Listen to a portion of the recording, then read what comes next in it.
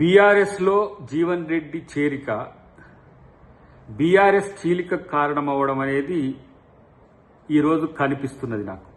ఎందుకంటే మొదటి నుంచి హరీష్ రావు జీవన్ రెడ్డి గారి చేరికను వ్యతిరేకిస్తున్నట్టుగా తెలుస్తుంది. ఎన్నోసార్లు హరీష్ రావుకి ఇష్టం లేకపోయినా కేటీఆర్ బతిలాడుకొని జీవన్ రెడ్డి ఇంటికి తీసుకుపోవడం, లేదంటే కేసీఆర్ కాడికి తీసుకుపోవడం అనేది జరుగుతుంది.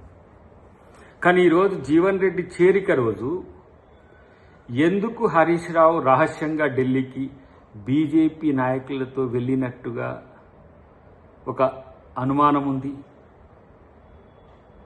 ఈరోజు ఢిల్లీకి వెళ్ళింది దేనికోసం?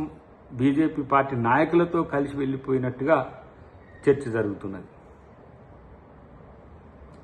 రెండవది, ఆయనకి ఇష్టం లేకున్నప్పటికి కూడా బలవంతంగా జీవన్ రెడ్డి గారిని వీళ్ళు చేర్చుకోవడం, వాళ్లకు ఐరన్ లెగ్గా జీవన్ రెడ్డి కల్పియడం అనేది కేసీఆర్ కేటీఆర్ పట్టించుకోకపోవడం అనేది కూడా ఇదొక కారణంగా చెప్తున్న పరిస్థితి.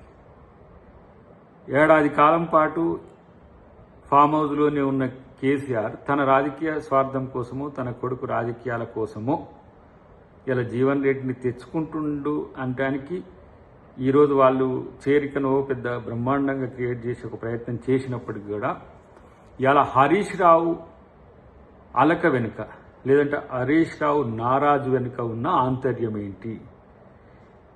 పార్టీ చీలికకే తను ప్రయత్నం చేస్తుండా అనే అనుమానం మాత్రం డెఫినెట్గా ఉంది.